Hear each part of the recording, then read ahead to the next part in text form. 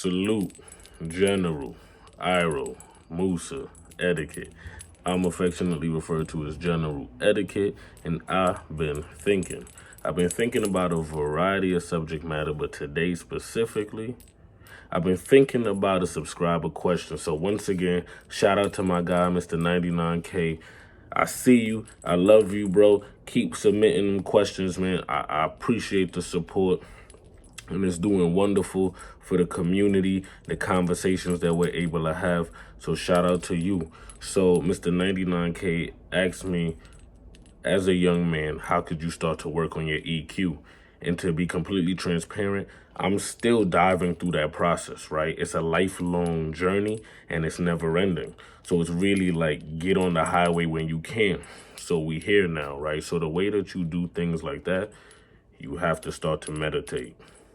You have to sit down and you have to self-reflect. You have to do introspection. But most importantly, you have to start to engage the emotional hangups that you have that's stopping you from moving forward. Raising your emotional intelligence, it's about becoming more selfless from the standpoint of thought. Why? Because you understand how people feel, right? You understand another person's perspective. So when you can start to see things from another person's perspective, it changes the way you handle conflict. It changes the way you disagree with people. It changes if you even feel the need to argue. Why? Because the moment you stop looking at it solely from your viewpoint and put yourself in their shoes, and for a second, right, and humor me for a second, try to see it from their lens, you'll realize everybody is speaking from their own truth, right? I know for me personally, a lot of the times when things happened, I thought it was because people were out to get me.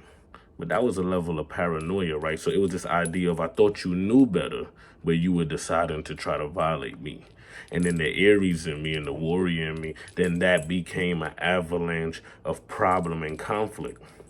What I had to understand was, well, what is it about me that makes me look at other people like that? You have to start to dive into these things, right? You have to try to unpack the things that make you the way that you are. Historiography, right? So I was a history major, right? Our understanding of how we arrived where we are today. Now, of course, that's a more general scope as it pertains to history as a discipline and a study. But you can, right, take that, extrapolate the idea of starting to look at the things that made you arrive to where you are today and then address those things, right? So you map it out. Okay, well, these were pivotal moments in my life, and these things had a great impact on me. Let me unpack that emotionally. You have to sit in that emotion, right? So emotion is the thing that oftentimes we're either told to or conditioned to through less direct ways, maybe more indirect ways, conditioning for men to suppress emotion, push it down. I know for me, I didn't even realize that I had issues that I had to unpack with family, with my mother, right? How that, right, in, how that affected the way that I dealt with women. How there's a whole bunch of different things that men never even think to tap into. Why? Because we're just thought to push it down. But because we're conditioned to be blue pill, right? Blue pill ideology is the way that we're conditioned through life. Unawareness of the whole scope, the entire chessboard. So all we're taught, we're just fed certain things about life, but we're never taught to, sit with your emotions. Don't suppress it, engage it, feel, but process it through as you feel. Process and work through. Don't feel for feel's sake. Don't feel to beat yourself up. Feel your emotions. Process them.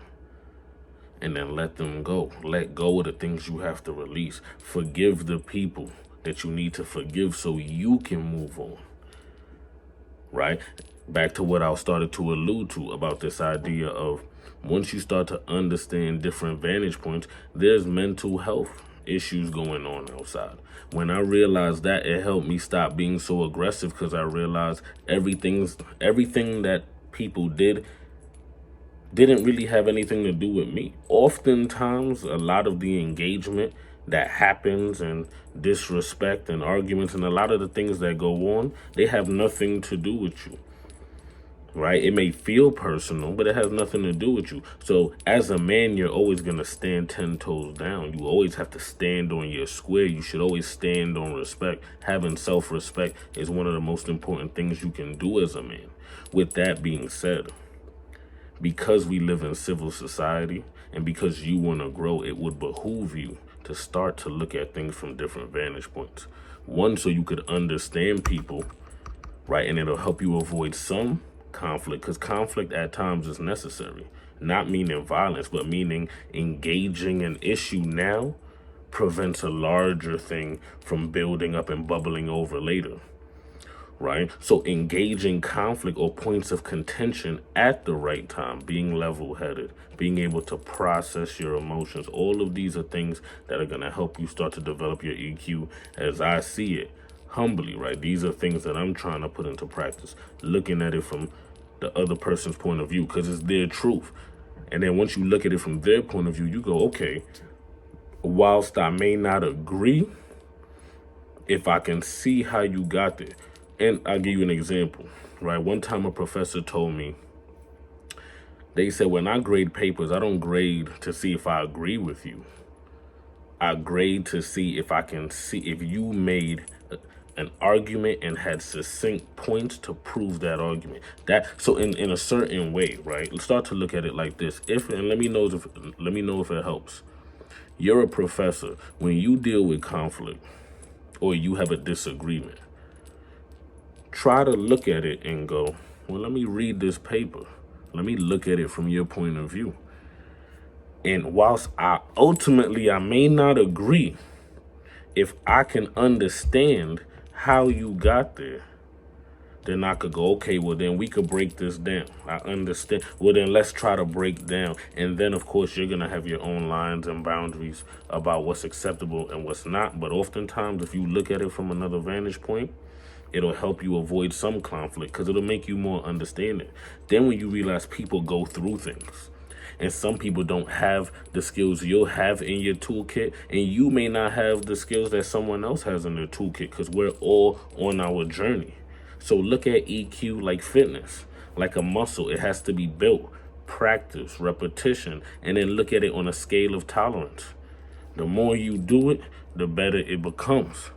The more you could tolerate it, the more you can sit in it, the easier you can navigate it. So similarly to fitness, it has to be worked like a muscle. Your EQ has to be worked like a muscle.